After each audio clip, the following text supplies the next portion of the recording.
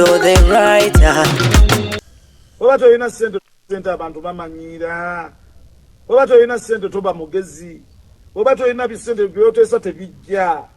Obato ina sente mikwano gikudduka gyonna. Obato ina sente abakazi bodabona bakudduka. Obato ina sente abenganda zote bajja kuwa kitiibwa. Mulwane nnyo mubere ne sente. Amazima gali nti eno ensi tugiryako makoola ate olaba ne Katonda eyatutonda yatugamba kuno ku nsi tuliko nga bagenyi watyo n'omugenyi Kato yazzeeyo gye yava. Omugenzi kati amannya g'amajjuvu ye yali Kato Lubwama Pawulo Mivule, abasinga gwe baali baakazaako eryabiiso Kiwojjolo n'amalala mangi. Yazaalibwa olunaku olw'Essande ennaku z'omwezi nga 16 omwezi ogw'omunaana 1907. Kati wulira kano, yazaalibwa mu Gyensanvu, yafudde essaawa 7, yafiiridde ku mulembe gwa 7. Erinnya lye Lubwama lirina ennyukuta 7. Nsereko mukwano gwe erinnya lirina ennyukuta 7. Mukiibi erinnya lirina ennyukuta 7. Ashirafu erinnya lirina ennyukuta 7. Katende oba gwe mumanyi nga Kasuku lirina ennyukuta 7. Diamond gye yatandikawo ekigambo kirina ennyukuta 7. Gye yafiiridde Ekitebi ekigambo kirina ennyukuta 7. Yalama kusigalawo ennaku 7 nga n'ekisembayo abadde ayagala nnyo kalica ekigambo ekyennyukuta 7 nga we yafiira olunaku olwokusatu ennaku z'omwezi nga 7 omwezi ogw'omukaaga 2023 ng'abulayo omwezi gumu akoona emyaka 53 egy'obukulu.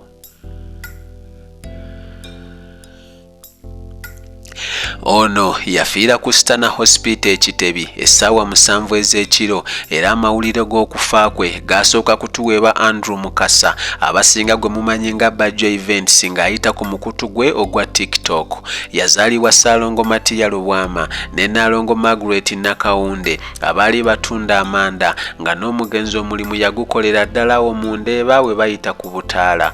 Bano baazaalibwa abaana 3 bokka okuli Nabagala Kizza Lubwama ne mulongo munne Isaac Waswa Lubwama naye omugenzi. Primary yagisomera ku Nnabagereka Primary School awo mu 1988 n'ayingira Old Kampala SS eno gye yamalira siniya ey'okuna. Olw'obumalirivu n'obwagazi bwa Katemba mu 1992 yeegatta ku Makerere University era mu 1994 n'afuna diploma mu MDD. Kino kikulaga lwatu nti abaali bagamba omugenzi teyasoma balina ekizibu ku mutwe.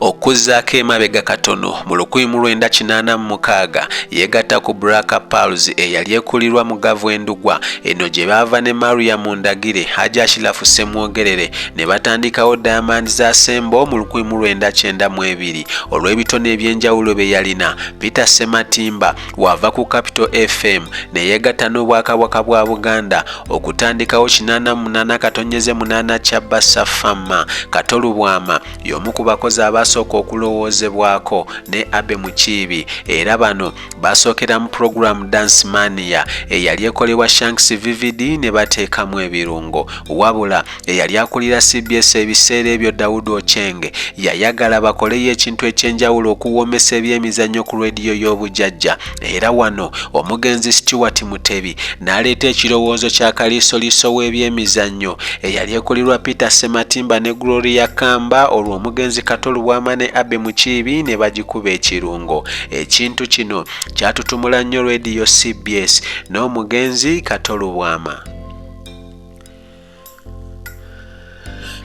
Mu 1997 ng'asinziira ku Bat Valley Theatre yatandika Diamonds Production nga yakwata ku bayimbi bayitirivu naddala aba bandi besigenda kuddamu kumenyera kuba nabo beeyogerera. Kato ne Hajja Ashirafu Ssemwogerere nga Mariam Ndagira amaze okubaawukanako balina omugagga gwe baaperereza n'azimba Cooper Theatre oluvannyuma eyatwalibwa kati eyitibwa Cooper Complex. Mu 1999 yatandika Image Africa mu 2010 yeesoga National Theatre n'akolawo ne studio mwakolera obulango bwe oluvannyuma akasente ka renti ne katabukamu n'akyabulira. Mu 2014 yafunamu ekirwadde ku mutima era n'atwalibwa ku Uganda Heart Institute, embeera n'etabukira ddala paka we yateekebwa ku nnyonyi n'atwalibwa mu ggwanga lya Turkey, embeera n'edda mu nteeko. Yaddamu okukola emirimu gye era mu 2015 yagula Believe TV gye yakyusa n'atuuma B24 TV ng'ali wamu ne Ron Zikusooka eyava ku UBC.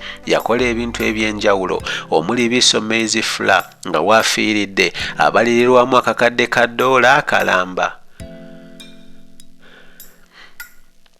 Mu 2016 ng'ali wamu ne Lord Mayor Elias Lukwago baatandikawo Solida. Omugenzi n'asaba bannalubaga South bamusindike mu Parliament naye alyeko, era kye baakola ng'ono ye yali shadow minister w'ebyobuwangwa ebbanga lye yabeerera ddala mu Parliament, wadde mu 2021 bannalubaga baamuvaamu. Mu 2017 yali omu ku bantu President Museveni be yawa emidaali ku lunaku lw'abazira ennaku z'omwezi nga 9 omwezi ogw'omukaaga ku St. Augustine Catholic Parish Grounds eziroobwe mu disitulikiti y'e Luweero. Yalaama nti wabeera ng'afudde amalawo sabbiiti nnamba era ekyatuukiridde, n'ayongerako nti tayagala bamukaabira era ndowooza katemba omuziki n'amazina mwabiraba nga abakungubazi bakyekola. Honorable Muhammad Nsereko, Papa Misa Kisemakula ne Haji Abe Mukiibi Nkaaga be baakuliramu enteekateeka z'okuziika omugenzi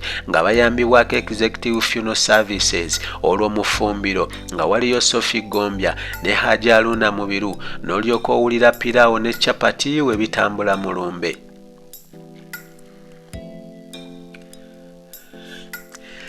Alese ennyimba omuli Dimintiriya, banka y'ebyama byo, ekisolo kye bayita omuntu, kyana kyange, mpaayo akanaku, kiraba ebiiso n'endala nnyingi, ate ng'emizannyo ne firimu nabyo biyitirivu ddala.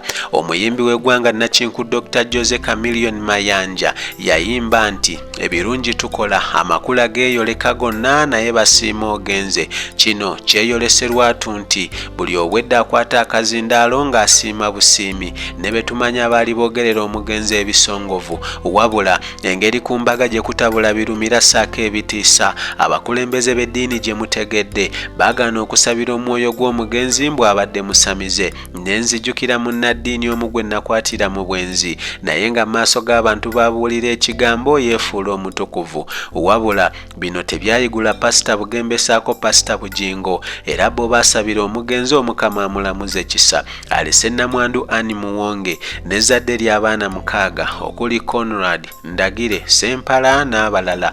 Omugenzi yaziikibwa Enkozi ennaku z'omwezi nga 14 omwezi ogw'omukaaga 2023 olunaku olwokusatu. Ekyokuyiga ekiri mu kufa kw'omugenzi Kato Paulo Mivule Lubwama nga tusinziira ku bimwogeddwako n'ebyafaayo bye kwe kubeera abakozi abagumiikiriza, okwagaliza abalala n'obuteekubagiza. Ku lwa Mutindo TV nsigadde nze Mutindo Verwaita, mubeere bulungi mweraba. Omugenzi Katonda mulamuze kisa. Mutindo TV, the best online TV.